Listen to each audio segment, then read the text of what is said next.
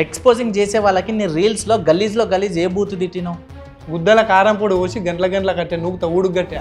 ఆ గుద్దకు ఫస్ట్ 2 డ్రాయర్లు కొను. ఆ పుకలు డ్రాయర్లు ఎన్ని రోజులు వేసుకుంటావు? నువ్వు గిట్లనే ప్లాట్ఫారం మీద దుంకులాన్యావు అనుకో, బొంబాయికి కాదు డైరెక్ట్ బొంగ్లా బండే ఎక్కుతావు. ఇప్పుడు మీ ఇంట్లో మీ వైఫ్ ఉంది, మీ పిల్లలు ఉన్నారు కదా, సో వాళ్ళతో వీడియోలు ఎందుకు చేయలేదు నువ్వు?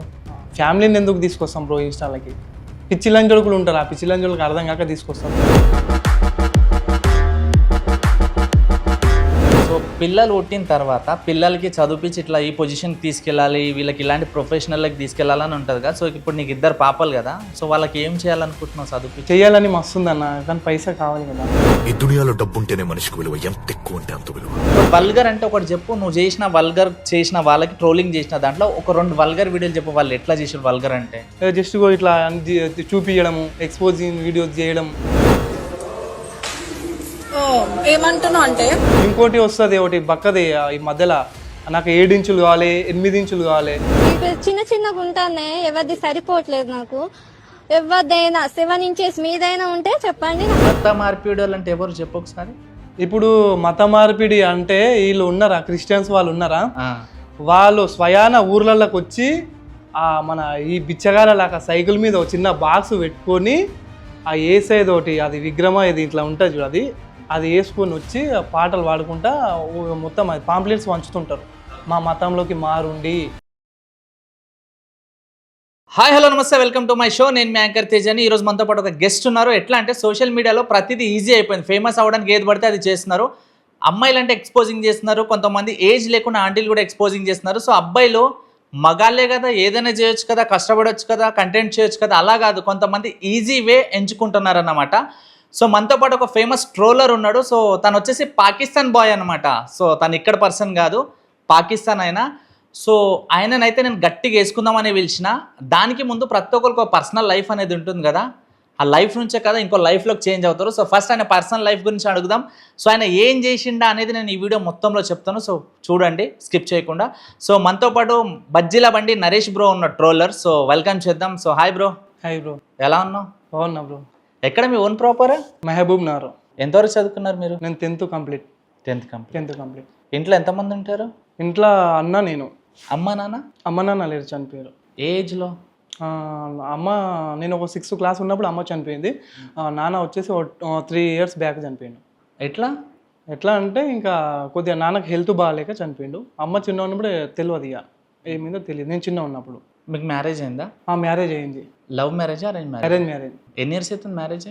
ఒక 6 years అవుతుంది. పిల్లలు ఉన్నారేమన్నా? ఉన్నారు, 2 పాపలు. లక్ష్మీ దేవతలు. సో చదువుకుంటున్నారేమన్నా? ఒక పాప చదువుకుంటుంది, ఇప్పుడు మొన్న రీసెంట్గా చేసినాం. సో ఇప్పుడు ఇన్స్టాగ్రామ్ ఐడి ఒక్కొక్కరు ఒక్కో స్టైల్లో పెట్టుకుంటారు. కొంతమంది రౌడీ అని పెట్టుకుంటారు, కొంతమంది సైకో అని పెట్టుకుంటారు, ఇక డిఫరెంట్. ఇప్పుడు బజ్జీల బండి నరేష్ అని అది పేరా? బజ్జీల బండి నరేష్ అనేది పేరు ఏం కాదు, నాకు బిజినెస్, నాకు బజ్జీల బండి ఉంటుంది, దాన్ని తీసుకున్నా అంతే. సో బజ్జీల బండి అంటే చాలామంది స్పెషల్ ఉంటారు బజ్జీలలో కూడా. అంటే మా ఏరియాలో కూడా ఎడిగా నూనె బజ్జీ మస్తుంటారా అంటారు. సో అట్లా నీతో పాటు ఎవరైనా కాంపిటీషన్ ఉన్నారా మీ ఊర్లో బజ్జీల బండిలకు? నువ్వు ఇది ఒక్కొందేనా? లేదు, నాది స్పెషల్ ఉంటుంది, నాది చికెన్ పకోడీ ఫ్రెష్ ఉంటుంది, నాది స్పెషల్ ఉంటుంది. మా ఊర్లో ఎవరిది ఉంటుంది, ఇంకా నాదే స్పెషల్. సో ఎన్ని ఇయర్స్ నుంచి చేస్తున్నావు ఇది బిజినెస్? నువ్వు బిజినెస్ ఒక 4 years. సో ఓకేనా? Happy? Okay, better. Own house ఉందా? ఓన్ హౌస్ అంటే చిన్నగా ఉంది, ఓకే, జస్ట్ ఉండడానికి ఉంది. ఓకే, సరిపోద్దిగా. చాలా మందికి అది కూడా లేదు కదా బ్రో, కదా. సో మీ పాపలో పెద్ద పాప ఇష్టమా, చిన్న పాప ఇష్టమా? నాకు పెద్ద పాప ఇష్టం. ఓకే. ఇప్పుడు యాజ్ ఒక ఇన్ఫ్లుయెన్సర్గా నువ్వు కొంతమంది బ్యాడ్ వీడియోలు చేసిన వాళ్ళకి ట్రోల్ చేస్తావు కదా. సో ఇలా చేయొద్దు, ఇలా చేయాలని కొన్ని మంచి వీడియోలు కూడా ఉన్నాయి నీవి. సో ఇప్పుడు మీ ఇంట్లో మీ వైఫ్ ఉంది, మీ పిల్లలు ఉన్నారు కదా, సో వాళ్ళతో వీడియోలు ఎందుకు చేయలేదు నువ్వు? అంటే ఒక ఫ్యామిలీని బయటికి తీసుకొస్తే, నేను ఒక ట్రోలర్ని, నేను ఇప్పుడు గలీజ్గా వేరే వాళ్ళు వల్గర్గా వీడియో తీసుకుంటే నేను ఏం చేస్తా అంటే దానికి ట్రోలింగ్ చేస్తా. ఇక నా ఫ్యామిలీని కూడా నా ఫ్యామిలీ అనేది నా కంటెంట్ కాదు, నేను డైరెక్ట్ నేను ఏమున్నా సీదా చేయడం అంతే. ఫ్యామిలీని ఎందుకు తీసుకొస్తాం బ్రో ఇన్స్టాలకి? పిచ్చి లంజోడుకులు ఉంటారు, ఆ పిచ్చి లంజోడుకు అర్థం కాక తీసుకొస్తారు. ఇప్పుడు మీకు పేరెంట్స్ లేరు కదా, సో ఇప్పుడు మీ వైఫ్ ఉన్నారు కదా, సో తను బాగానే చూసుకుంటుందా మీకు? మంచిగానే చూసుకుంటాం. మీ వైఫ్కి నువ్వు బాగా చూసుకుంటాం. ఓకే. ఇప్పుడు హైదరాబాద్లో అనుకో బ్రో, అంటే హైదరాబాద్ కాదు, పెద్ద సిటీలో ఎక్కడ ఎవరు ఏ వీడియో చేసినా లైట్ తీసుకుంటారు. ఏ లైట్ లేరా ఎక్కడో ఉంటారు, ఏమో చేస్తారు, పక్కన కనిపించినారు నా వీడియోలు చేస్తారు, కానీ ఇట్లా లైట్ తీసుకుంటారు. ఇప్పుడు ఒక ఊరు అనుకో, ఆడ మంచి చేసినా చెడు చేసినా ఊరు మొత్తం తెలిసిపోతుంది. అవును, వైరల్ అవుతుంది అందులో ఇది బజ్జీల బిజినెస్. బిజినెస్ చిన్నోళ్ళు పెద్దోళ్ళు తాగుబోతలు అందరూ వస్తారు ఆడికి. వస్తుంది. సో ప్రతి ఒక్కరు నిన్ను గుర్తుపడతారు. సో ఫోన్ ప్రతి ఒక్కరు వాడుతున్నారు. సో నువ్వు చేసే వీడియోలు మీ ఊరోళ్ళు చూస్తారా? చూస్తారు, అందరు చూస్తారు. ఏమంటారు? వ్యతిరేకిస్తారు గలీజ్గా. ఏమంటారు? నీకేం పోయే కాలం పట్టింది, ఇంత గలీజ్గా తీస్తున్నావు అంటే. నేను ఇన్స్టాగ్రామ్ ఫస్ట్ స్టార్ట్ చేయకన్నా ముందు నాకు ఒక 15 మంది ఫాలోవర్స్. నేను ఇట్లా ట్రోలింగ్ చేస్తుంటే కదా, ట్రోలింగ్లో చాలా మంది చూసి ఊర్లో కూడా ఏమంటారు అంటే, ఇంత గలీజ్గా చేస్తావు ఎందుకు, నీకు ఫ్యామిలీ ఉంది కదా, ఇలా మాకే గలీజ్ అనిపిస్తుంది. మా ఫ్రెండ్స్ కూడా నా దగ్గరికి రాకపోయి అసలు కొద్ది రోజులు మాట్లాడలేరు.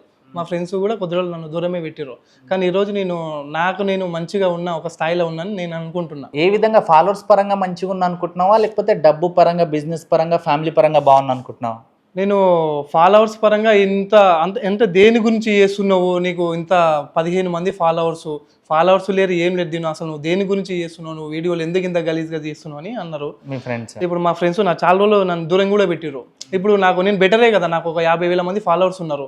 నా ఒక యూజ్ మిలియన్లో కూడా పోయినాయి, ఫేస్బుక్లో కూడా మిలియన్లో పోయినాయి, చాలా మంది చూసిర్రు. నేను ఒక 2 ఛానల్లో ఇంటర్వ్యూ ఇచ్చిన. బెటర్ అని నేను అనుకుంటున్నా. ఇక వాళ్ళు పిచ్చి లంజోడుగులు ఉంటారు కాబట్టి వాళ్ళకి అర్థం కాదు కాబట్టి వాళ్ళు అదే మట్టి బుర్రలు, అదే ఇక ఊర్లో ఎట్లుంటుంది 3 బట్టలు అక్కడ కూర్చొని వాడు అది చేస్తుండు వీడు ఇది చేస్తుండు అంతే. ఇంకా ఇప్పుడు ఒకటి ఏదన్నా చేస్తుండంటే వానికి సపోర్ట్ చేసి ఎంకరేజ్ చేయరు. ఇక ఏదన్నా ఒకటి గుద్దల కట్టె పెడుతూనే ఉంటారు అంతే. ఇక ఇప్పుడు సపోర్ట్ అంటే మంచి వీడియోలు చేస్తే సపోర్ట్ చేస్తారు కదా, నువ్వు అందరికి లేడీస్కి, జెంట్స్కి, చిన్నోళ్ళకి, పెద్దోళ్ళకి అందరిని వేసుకుంటున్నావు కదా, ఎట్లా సపోర్ట్ చేస్తావు? అంటే సపోర్ట్ అంటే నా ప్రతి ఒక్క వీడియో వెళ్ళి చూడండి, చెక్ చేసుకోండి నా ఐడిలో. వాళ్ళు ఇప్పుడు లేడీస్ వల్గర్గా చేస్తే మాత్రమే వాళ్ళని ట్రోలింగ్ చేస్తా అంతే. ఇప్పుడు ఏదైనా వల్గర్గా ఉంటే మాత్రం. వల్గర్ అంటే ఒకటి చెప్పు, నువ్వు చేసిన వాళ్ళకి ట్రోలింగ్ చేసిన దాంట్లో ఒక 2 వల్గర్ వీడియోలు చెప్పు, వాళ్ళు ఎట్లా చేసారు వల్గర్ అంటే ఇప్పుడు జస్ట్ సోయగల్ల అది ఆమె ఉంది కదా, ఎవరు, చార్మినార్ దగ్గర ఉంటుంది చూడు, ఆమె జస్ట్ ఇట్లా చూపించడము, ఎక్స్పోజింగ్ వీడియోస్ చేయడం అట్లా. ఇప్పుడు పబ్లిక్ చిన్న పిల్లల నుంచి పెద్దవాళ్ళకి దాకా చూస్తుర్రు. ఎక్స్పోజింగ్ వీడియోస్ చేస్తుంటే అందరూ ప్రతి ఒక్కరు ఇన్స్టాగ్రామ్ కంపల్సరీ వాడుతుర్రు, వాళ్ళందరూ చూస్తారు కదా, జనరేషన్ ఖరాబ్ అవుతున్నట్టే కదా. ఇంకోటి వస్తుంది ఒకటి బక్కది ఈ మధ్యలో, నాకు 7 ఇంచులు కావాలి, 8 ఇంచులు కావాలి. 7 ఇంచులు ఏమైనా దొరుకుతుందా? అది అంత చేసుడు కూడా అది ఏందది, అవి అంత వల్గర్గా చేస్తారు కాబట్టి నేను వేసుకుంటా. సో వీళ్ళందరూ వల్గర్గా వీడియోలు ఎందుకు చేస్తున్నారు అనుకుంటున్నావు నువ్వు? అంటే వాళ్ళ ఫ్యామిలీలో ఎవరేం అనట్లేదా? ఇక వాళ్ళకి తెలియాలి, పిచ్చిలంజులకు వాళ్ళకి తెలియాలి. మనం ఏం చెప్తాను చెప్పి వాళ్ళ ఫ్యామిలీ, మళ్ళీ వాళ్ళు ఫ్యామిలీ చేసుకున్నాడు ఉంటాడు, వాడు చెక్కగాడ, మళ్ళీ వాడు సరిగా చేయలేకపోతుండా ఫిజికల్గా కానీ దేని వల్ల కానీ సరిగా చేయలేకపోతున్నా, వీళ్ళు పిచ్చెక్కి వస్తారు ఇక మార్కెట్లకు. నేను అట్లా అనుకుంటున్నా. ఇప్పుడు మ్యారేజ్ అవ్వక ముందు నేను ఇలాంటి అమ్మాయిని పెళ్లి చేసుకోవాలి, అందంగా ఉన్న అమ్మాయిని, మనసు మంచిగా ఉన్న అమ్మాయిని, డబ్బు ఉన్న అమ్మాయిని ఇట్లా ఉంటారు కదా. సో నీకు పెళ్ళికి ముందు అట్లా ఏదన్నా క్వాలిటీ ఉన్న అమ్మాయి కావాలని ఉండేనా? క్వాలిటీ ఉన్న అమ్మాయి అయితే ఏం లేదు. మేము ఒక యాదవ్స్, మాకు జస్ట్ మేము గొర్రెలు ఒక 10 years బ్యాక్ అమ్మినాము. నేను ఎట్లా అనుకున్నా అంటే, నేను అనుకున్న లైఫే వేరు. మాకు గొర్రెలు మేకలు ఎట్లా మేము కామన్గా తెచ్చుకుంటాం చేస్తున్నాం, అవి ఇక్కడ ఉండి ఒకవేళ సపోజ్ మేము లేకున్నా కూడా వీటిని మెయింటెనెన్స్ చేసేటంత శక్తి ఉంటుంది అలా అనుకున్నా అంతే. నాకు చేసుకునే అమ్మాయికి అంతే. సో ఇప్పుడు ప్రెసెంట్ ఉన్న వైఫ్ అవన్నీ చేస్తున్నా? మా వైఫ్ చిన్న ఉన్నప్పుడు మేకలు కాసేసింది. ఇప్పుడైతే ఏం లేదు, ఇంకా హోన్లా ఇది ఇంట్లో హౌస్ కీపింగ్, నేను ఒక బిజినెస్ చేసుకుంటాను. పెళ్లి లైఫ్ ఓకే, హ్యాపీగా ఉంది లైఫ్ ఓకే. సో పిల్లలు పుట్టిన తర్వాత పిల్లలకి చదివించి ఇట్లా ఈ పొజిషన్కి తీసుకెళ్ళాలి, వీళ్ళకి ఇలాంటి ప్రొఫెషనల్కి తీసుకెళ్ళాలని ఉంటుంది కదా. సో ఇప్పుడు నీకు 2 పాపలు కదా, సో వాళ్ళకి ఏం చేయాలనుకుంటున్నావు? చదివి చేయాలని మస్తుందన్న, కానీ పైసా కావాలి కదా. ఇప్పుడు నా పరిస్థితే ఘోరంగా నడుస్తుంది.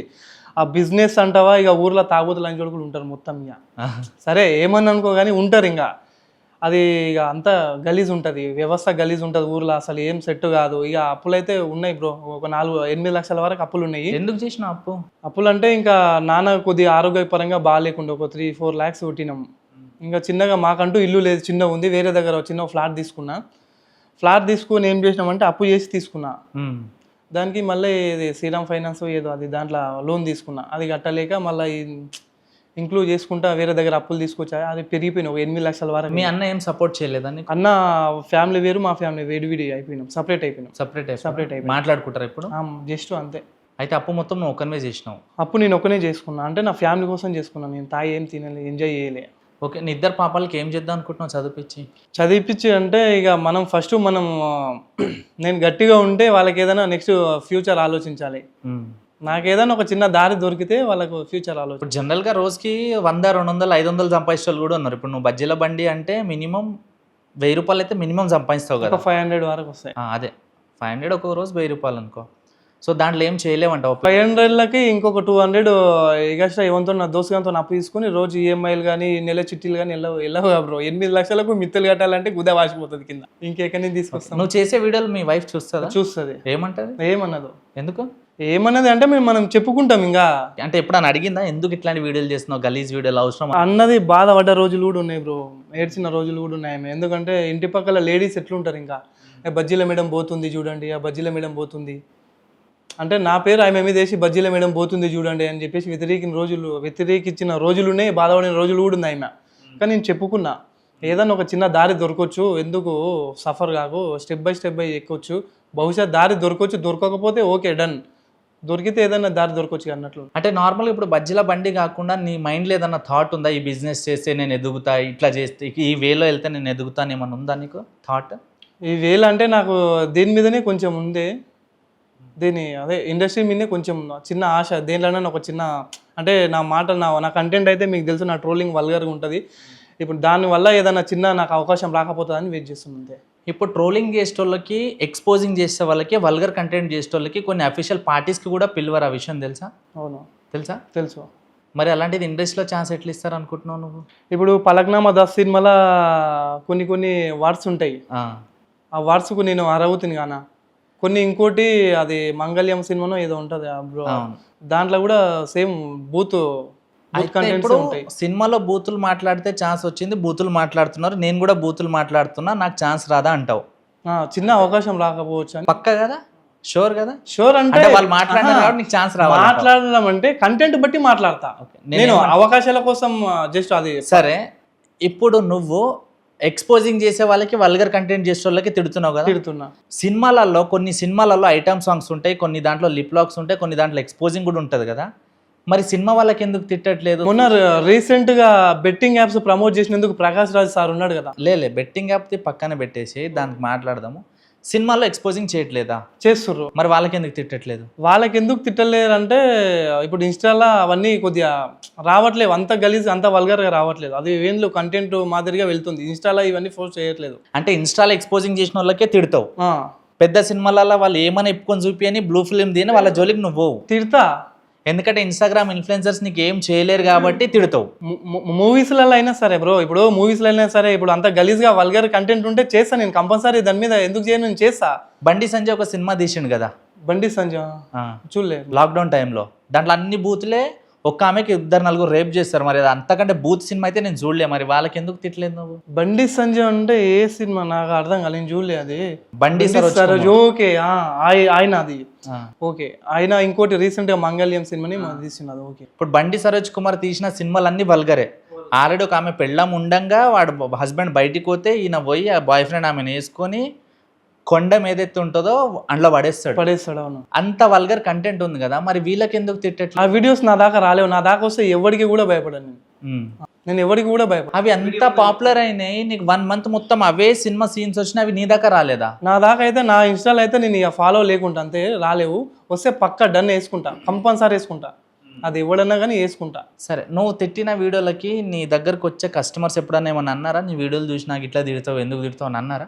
ఊర్లో అయితే పెద్దగా వాళ్ళు ఇన్స్టాగ్రామ్ పెద్దగా ఎవరు యూజ్ చేయరు. ఇక మా పోరాలు దోస్తాన్ ఉంటుంది కదా, దోస్తాన్ కొద్దిగా దూరం ఉంటుంది, ఇన్స్టాగ్రామ్ వల్ల కొద్ది రోజులు దూరం పెట్టరు. ఇప్పుడు జస్ట్ ఇప్పుడు మాట్లాడుతున్నారు. జనరల్గా మేము బీప్ వేసుకుంటాము, ఎక్స్పోజింగ్ చేసే వాళ్ళకి నీ రీల్స్లో గలీజ్ ఏ బూత్ తిట్టినావు?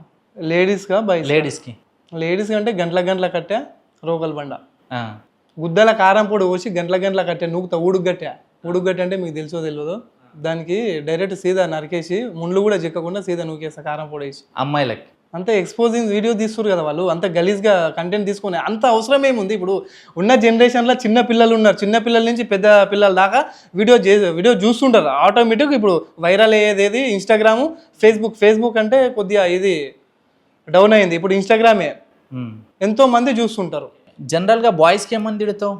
బాయ్స్కి ఫాల్తు లంజోడక, చిల్లర లంజోడక. ఎందుకు బాయ్స్ ఎక్స్పోజింగ్ ఏం చేయరు కదా?